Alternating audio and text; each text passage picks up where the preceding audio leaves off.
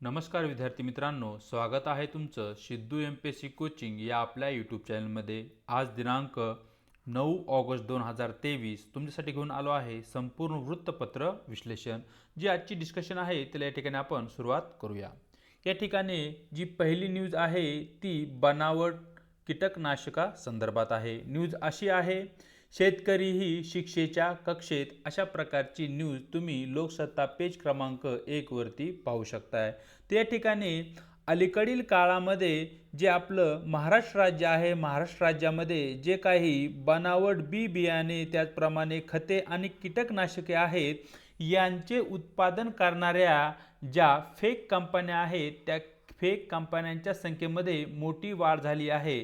परिणामी महाराष्ट्र सरकार अशा कंपन्यांविरुद्ध कारवाई करण्यासाठी विधानसभेमध्ये एक कायदा पारित करण्याच्या विचाराधीन असल्याची न्यूज या ठिकाणी आहे।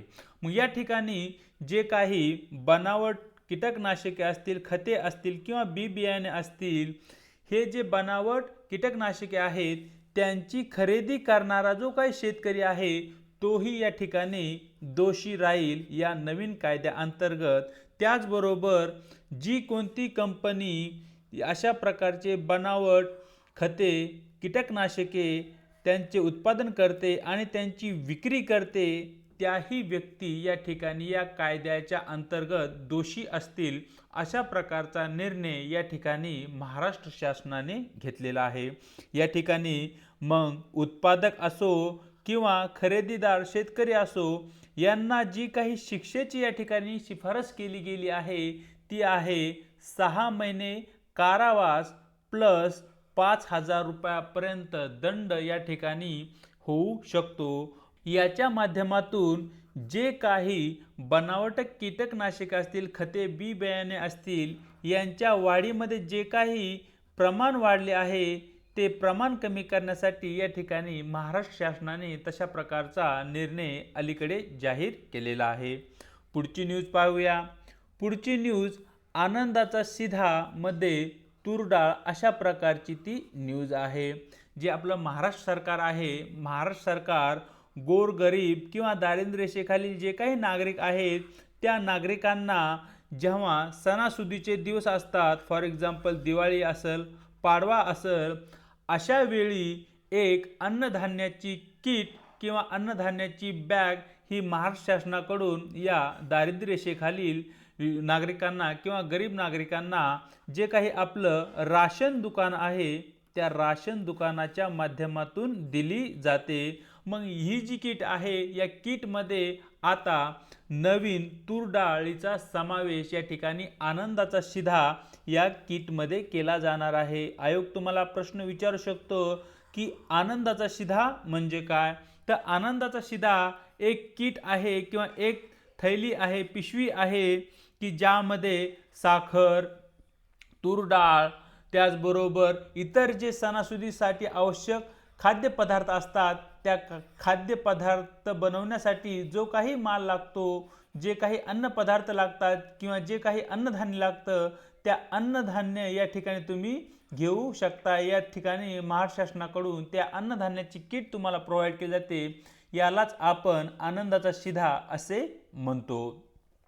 पुढची न्यूज हवामान बदलासंदर्भात आहे। न्यूज अशी आहे, यंदाचा जुलै महिना आत्तापर्यंतचा सर्वात उष्ण महिना, अशा प्रकारची ती न्यूज आहे। युरोपियन हवामान निरीक्षण एक संस्था आहे, त्या संस्थेने अशा प्रकारची या ठिकाणी माहिती दिली आहे। आजकालचे जे काही हवामान आहे त्यामध्ये हवामान बदल हा एक खूपच महत्त्वपूर्ण टॉपिक आपल्यासाठी आहे आणि पर्यावरणामध्ये यावर आयोगाने बऱ्याच वेळा क्वेश्चनही विचारलेले आहेत, ज्याला की आपण इंग्लिशमध्ये क्लायमेट चेंज म्हणजे जो काही आपलं वातावरण आहे त्या वातावरणामध्ये जो काही बदल होत आहे त्याला आपण हवामान बदल असे म्हणतो। आणि हे जे हवामान बदल आधुनिक काळामध्ये किंवा अलीकडील काळामध्ये होत आहे याच्या परिणामामुळे जे मानवी शरीर आहे किंवा जी काही आपली जैवविविधता आहे या जैवविविधतेवर मोठ्या प्रमाणावर या ठिकाणी विपरीत परिणाम होताना या ठिकाणी आपल्याला दिसत आहे। त्याचबरोबर जी काही सागरी पाणी आहे त्या सागरी पाण्याच्या तापमानामध्ये वाढ झाली आहे आणि परिणामी या ठिकाणी सागर जलाची जी काही पाण्याची पातळी आहे त्यामध्ये वाढ ही होत आहे। कारण जे काही ध्रुवीय प्रदेश आहे ध्रुवीय प्रदेशामधील या ठिकाणी जो काही बर्फ आहे तो बर्फ या ठिकाणी वितळत आहे। यामुळे या ठिकाणी नवीन जे वॉटर आहे किंवा पाणी आहे ते अधिक प्रमाणात या ठिकाणी समुद्रामध्ये ॲड होत आहे आणि या ठिकाणी समुद्र पातळी वाढत आहे। परिणामी समुद्र किनाऱ्यावरती जी काही शहरे वसली आहेत ती शहरे या ठिकाणी जलमय होण्याची एक शक्यता या ठिकाणी हवामान तज्ज्ञांनी येणाऱ्या काळामध्ये वर्तवलेली आहे। पुढची जी न्यूज आहे ती समान नागरिक कायदा या संबंधी आहे। न्यूज अशी आहे, केरळ विधानसभेत UCC विरोधात ठराव मंजूर। या ठिकाणी UCC म्हणजे युनिफॉर्म सिव्हिल कोड असा त्याचा या ठिकाणी अर्थ होतो, ज्याला आपण मराठीमध्ये समान नागरिक कायदा असे म्हणतो। तर या ठिकाणी जो काही समान नागरिक कायदा आहे तो लागू करण्यासंदर्भात जे काही केंद्र सरकार आहे केंद्र सरकारने हालचाली सुरू केलेल्या आहेत। म्हणजे येणाऱ्या काळामध्ये समान नागरिक कायदा हा संपूर्ण देशामध्ये लागू होऊ शकतो। समान नागरिक कायदा म्हणजे काय याविषयी अगोदर आपणाला माहिती असणं आवश्यक आहे पहा, ज्याला की आपण युनिफॉर्म सिव्हिल कोड म्हणतो। भारतामध्ये विविध धर्माचे आणि विविध जातीचे असंख्य लोक राहतात आणि प्रत्येक धर्माचा जो काही विवाह प्रथा आहेत त्याचप्रमाणे घटस्फोटाच्या प्रथा आहेत किंवा जे काही वारसा हक्काच्या प्रथा आहेत त्या वेगवेगळ्या आहेत। यामध्ये एक सूत्रता यावी यासाठी जे काही आपली राज्यघटना आहे राज्यघटनेच्या भाग 4 मध्ये एक कलम 44 जे की directive principle of state policy ज्याला की आपण मार्गदर्शक तत्वे म्हणतो त्या अंतर्गत समान नागरिक कायदा हा देण्यात आला आहे। ज्यामध्ये असं सांगितलेलं आहे की राज्य म्हणजे जे काही सरकार आहे ते सरकार भारताच्या संपूर्ण भूभागामध्ये जे काही भारताचे नागरिक आहेत त्या नागरिकांसाठी समान नागरिक संहिता सुरक्षित करण्याचा प्रयत्न करेल। म्हणजे सरकारची जबाबदारी असेल की भारताचा जो काही भूप्रदेश आहे त्या भूप्रदेशामध्ये भारताच्या सर्व नागरिकांसाठी समान नागरिक कायदा लागू करण्याची जबाबदारी ही सरकारची असेल आणि त्या दृष्टिकोनातूनच केंद्र सरकार येणाऱ्या काळामध्ये पावले टाकताना या ठिकाणी आपल्याला दिसत आहे। तर या ठिकाणी सर्वाधिक महत्त्वाचा जो आपणासाठी पॉइंट आहे तो म्हणजे समान नागरिक कायद्याचा संविधानामध्ये कोणत्या भागामध्ये समावेश करण्यात आला आहे तर भाग आहे 4। त्यासंबंधी कलम आहे 44 जे की मार्गदर्शक तत्वाच्या अंतर्गत येते। हाही पॉइंट या ठिकाणी आपल्यासाठी खूपच महत्त्वाचा आहे आणि या ठिकाणी संपूर्ण भारताचा जो काही भूप्रदेश आहे त्या भूप्रदेशाविषयी या ठिकाणी चर्चा केलेली आहे। चलूया पुढची न्यूज इन डेप्थ मध्ये पाहणार आहोत जी की RBIच्या पतधोरण समिती संदर्भात आहे। अगोदर न्यूज पाहूया। रिझर्व्ह बँकेकडून व्याजदर जैसे थे म्हणजे जे काही व्याजाचे दर आहेत ॲज इट इज या ठिकाणी रिझर्व्ह बँकेने ठेवलेले आहेत। यामध्ये जी काही RBIची पतधोरण समिती आहे जी की प्रत्येक 2 महिन्याने या व्याजदरांचा आढावा घेत असते। या आढाव्या अंतर्गत या 2 महिन्यामध्ये जे काही रिझर्व्ह बँक आहे त्यांनी जे काही त्यांचे व्याजाचे दर आहेत ते एक समान ठेवले आहेत। म्हणजे यामध्ये कसल्याही प्रकारचा बदल या ठिकाणी RBIने केलेला नाहीये। मग या ठिकाणी सर्वाधिक महत्त्वाचा जो आपणासाठी पॉइंट आहे तो म्हणजे जी RBIची पतधोरण समिती आहे जिला की आपण मॉनिटरी पॉलिसी ऑफ RBI असे म्हणतो किंवा monetary policy committee of RBI असे म्हणतो। याविषयी आपणाला माहिती असणं आवश्यक आहे। तर या ठिकाणी मॉनिटरी पॉलिसी कमिटी RBIची पतधोरण समिती जी आहे तिची स्थापना RBI कायदा 1934च्या कलम 45 ZB अंतर्गत स्थापना करण्यात आलेली आहे। आणि मॉनिटरी पॉलिसी कमिटी म्हणजेच पतधोरण समिती ही एक वैधानिक संस्था आहे। वैधानिक संस्था ही ती संस्था असते जी कायदा करून निर्माण करण्यात आलेली आहे। म्हणजे या ठिकाणी केंद्र सरकारने भारतीय रिझर्व्ह बँक कायदा 1934 निर्माण केला आणि या कायद्याच्या अंतर्गत पतधोरण समिती जी की RBI ची आहे तिची निर्मिती करण्यात आली। मग सर्वाधिक महत्त्वाचा जो या ठिकाणी आपला पॉइंट आहे तो मॉनिटरी पॉलिसी कमिटी संदर्भात कायदा कोणता, तर कायदा आहे भारतीय रिझर्व्ह बँक कायदा 1934 आणि त्या कायद्यातील जे कलम आहे हाही पॉइंट या ठिकाणी आपल्यासाठी महत्त्वाचा आहे, तो म्हणजे कलम 45ZB च्या अंतर्गत मॉनिटरी पॉलिसी कमिटी म्हणजे पतधोरण समितीची या ठिकाणी स्थापना करण्यात आलेली आहे।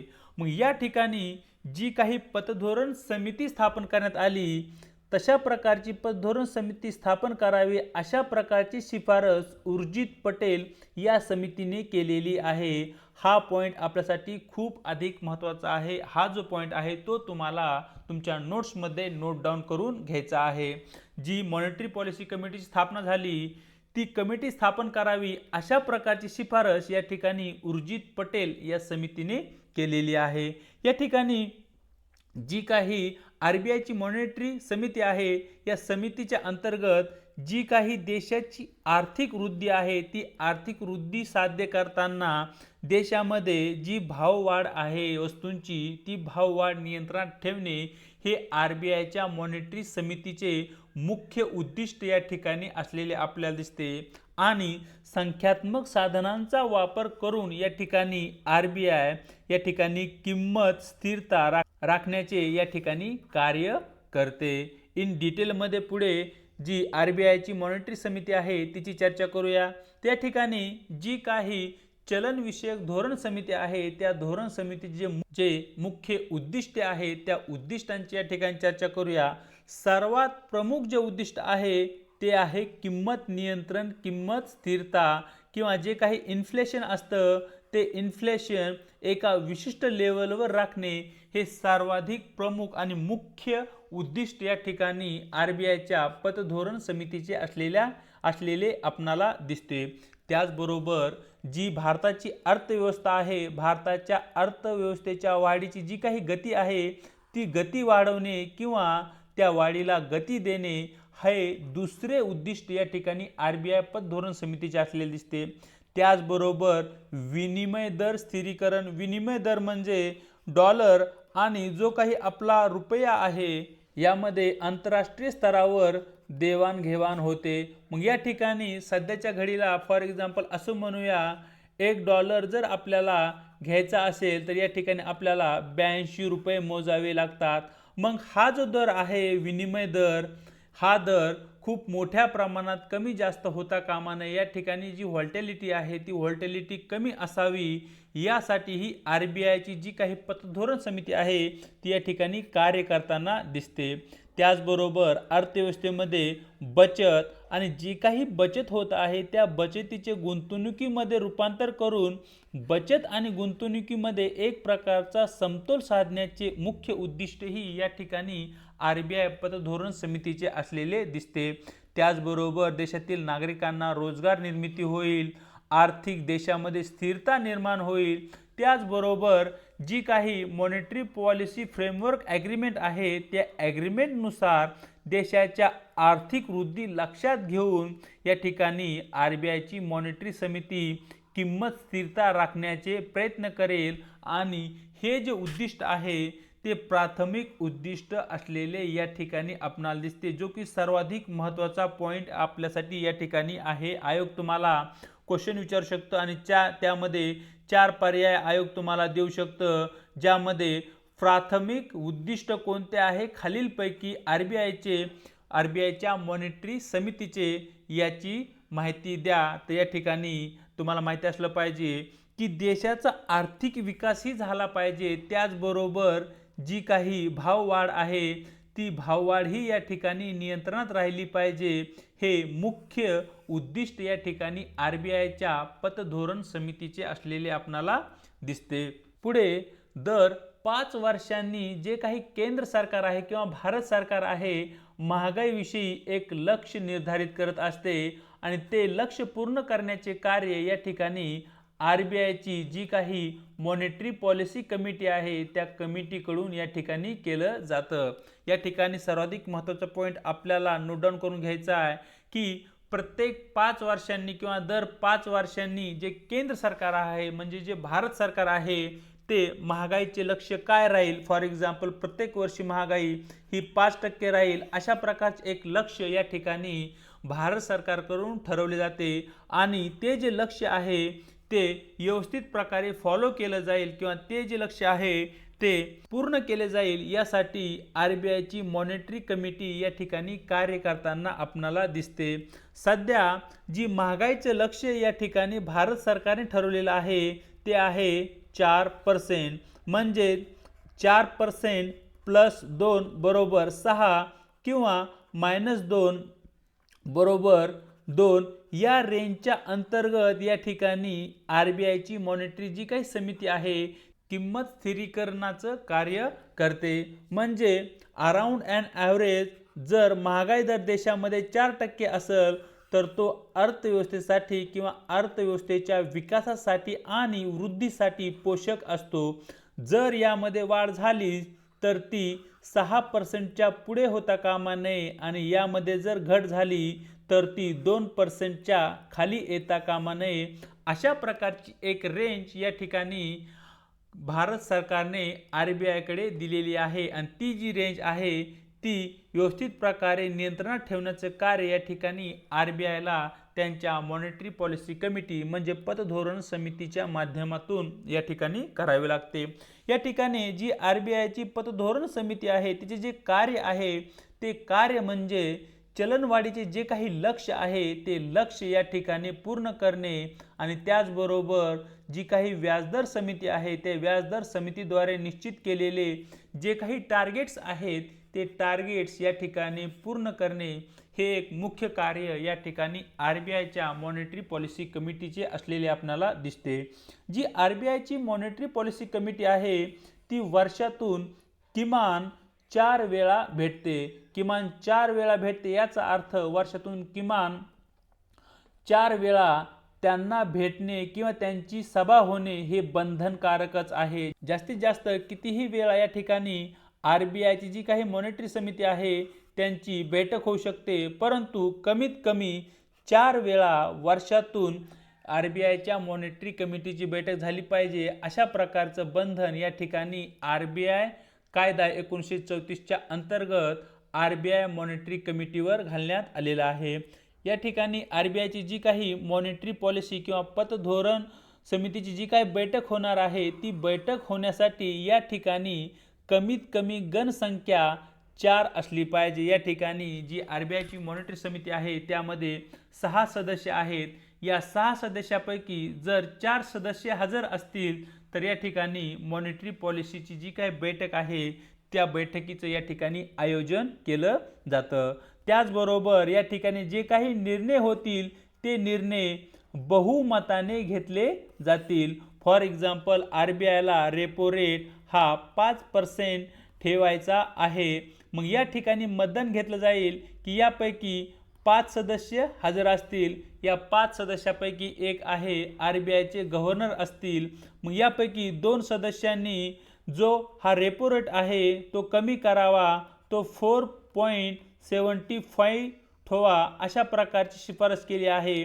आणि दुसरे जे 2 या ठिकाणी सदस्य आहेत RBIच्या पतधोरण समितीचे ते म्हणतात की या ठिकाणी जो रेपो रेट आहे तो 5% ठेवला जावा।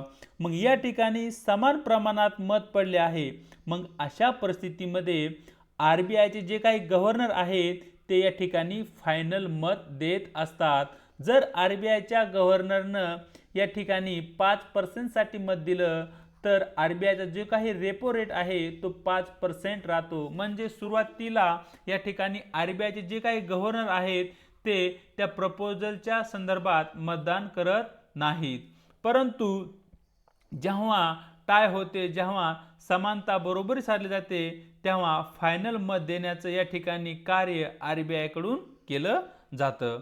या ठिकाणी जी RBI आहे ती प्रत्येक 6 महिन्यांनी एक अहवाल सादर करते, ज्याचं नाव आहे मॉनेटरी पॉलिसी रिपोर्ट, किंवा ज्याला आपण मराठीमध्ये चलनविषयक धोरण अहवाल असे म्हणतो. हा जो अहवाल आहे, या अहवालामध्ये जी काही देशातील चलनवाढ आहे किंवा जी चलनवाढ आहे त्या चलनवाढीचे जे काही उगम आहे, तो उगम आणि त्यासंबंधी 6 ते 8 महिन्यासाठी चलनवाढीचा एक अंदाज त्या ठिकाणी मॉनेटरी पॉलिसी रिपोर्टमध्ये, म्हणजेच चलनविषयक धोरण अहवालामध्ये या ठिकाणी RBI कडून मांडला जातो. या ठिकाणी आपणास सर्वाधिक महत्त्वाचा जो पॉईंट आहे, तो पॉईंट म्हणजे या ठिकाणी जो चलनविषयक धोरण अहवाल आहे तो कोणाकडून पब्लिश केला जातो किंवा प्रसारित केला जातो, तर या ठिकाणी आपलं उत्तर राहील रिझर्व्ह बँक ऑफ इंडिया. आणि हा जो अहवाल आहे तो रिझर्व्ह बँकेला प्रत्येक 6 महिन्यांनी म्हणजे वर्षातून 2 वेळा प्रकाशित करणं हे रिझर्व्ह बँकेवर बंधनकारक आहे. हा सर्वाधिक महत्त्वाचा या ठिकाणी नंतरचा पॉईंट आपणासाठी येतो, कारण ते बंधनकारक आहे. RBIची इच्छा असो अगर नसो, या ठिकाणी प्रत्येक 6 महिन्यांनी रिझर्व्ह बँक ऑफ इंडियाला चलनविषयक धोरण जो काही अहवाल आहे तो अहवाल पब्लिश करावाच लागतो. या अहवालाच्या माध्यमातून आपण मागच्या 6 महिन्यामध्ये आणि येणाऱ्या पुढच्या 6 ते 8 महिन्यामध्ये जी भाववाढ असेल, जी चलनवाढ असेल, याविषयी एक अंदाज या ठिकाणी आपण बांधू शकतो. म्हणजे या ठिकाणी जर भाव वाढ होण्याची शक्यता अधिक असेल तर RBIच्या चलनविषयक धोरण अहवालामध्ये तशा प्रकारे त्या ठिकाणी ते नमूद केलं असतं. त्या ठिकाणी जी काही चलनविषयक धोरण समिती आहे, त्या समितीची जी काही रचना आहे त्या रचनेविषयी या ठिकाणी आपण चर्चा करूया composition of monetary policy committee.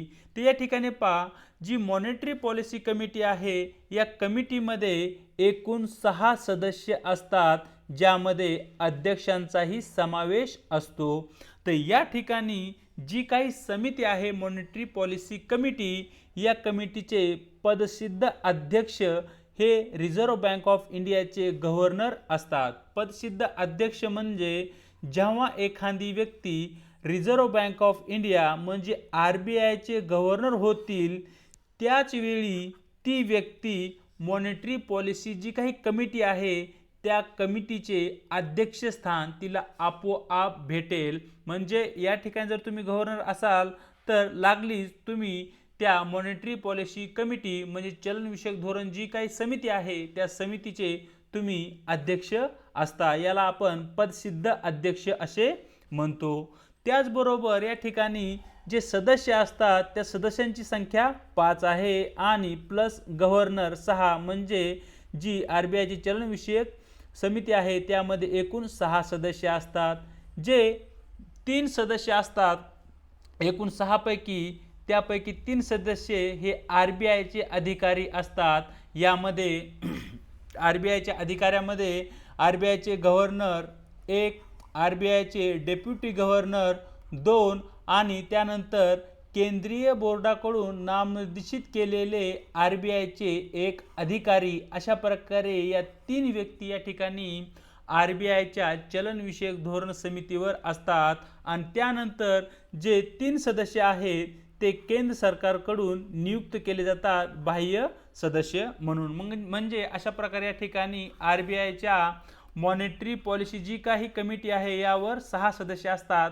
हे 6 सदस्य हा जो पॉईंट आहे तो आपल्यासाठी सर्वाधिक महत्त्वाचा आहे, कारण आयोग या ठिकाणी क्वेश्चन विचारू शकतं की RBIची चलनविषयक जी काही समिती आहे तिचे सदस्य किती असतात. तर या ठिकाणी नंबर आहे 6. पुढे जर आपण आणखी चर्चा केली तर जी काही मॉनेटरी पॉलिसी कमिटी आहे किंवा RBIची चलनविषयक धोरण समिती आहे, या समितीचे आपणासाठी महत्त्व खूप अधिक आहे. सर्वाधिक महत्त्वाचं म्हणजे देशामध्ये किंवा अर्थव्यवस्थेमध्ये जो काही पैशाचा पुरवठा आहे तो पैशाचा पुरवठा किती प्रमाणात असावा हे ठरवण्याचं कार्य या ठिकाणी मॉनेटरी पॉलिसी कमिटीकडून केलं जातं. जर RBIला असं वाटलं की अर्थव्यवस्थेमध्ये अधिकचा पैशाची आवश्यकता आहे तर RBI काय करल, व्याजदर कमी करल, परिणामी ग्राहकांना कमी व्याजदरावर पैसा भेटेल. परिणामी अर्थव्यवस्थेमध्ये अधिकचा पैसा येईल। आणि जेव्हा आरबीआयला असं वाटतं की अर्थव्यवस्थेमध्ये जो पैशाचा पुरवठा आहे तो अधिक आहे, त्यामुळे अर्थव्यवस्थेमध्ये भाववाढ किंवा किंमत वाढ होत आहे, मग या ठिकाणी आरबीआय जे व्याजदर आहे ते व्याजदर वाढवतील। परिणामी ग्राहक जास्त व्याजदर असल्यामुळे व्याजाने पैसा घेणार नाही आणि त्याची गुंतवणूक केली जाणार नाही किंवा तो खर्च केला जाणार नाही। अर्थातच अर्थव्यवस्थेमध्ये जी काही मागणी आहे ती मागणी कमी होईल आणि जेव्हा अर्थव्यवस्थेमध्ये मागणी कमी होईल तेव्हा किंमत आपोआपच नियंत्रणात येईल। त्याचबरोबर जे काही विदेशी चलनाबरोबर आपला विनिमय दर आहे तो विनिमय दर स्थिर राखण्याचं महत्त्वपूर्ण कार्य या ठिकाणी आरबीआय करून केले जाते। परिणामी जे काही भारतीय चलन रुपया आहे त्याचं आंतरराष्ट्रीय स्तरावर होणारे जे काही अवमूल्यन आहे ते अवमूल्यन या ठिकाणी बऱ्याचशा प्रमाणात कमी होते। तर या ठिकाणी अशा प्रकारे मित्रांनो दिनांक 9 ऑगस्टचे जे काही महत्त्वपूर्ण वृत्तपत्र डिस्कशन आहे ते या ठिकाणी आपण केलेले आहे।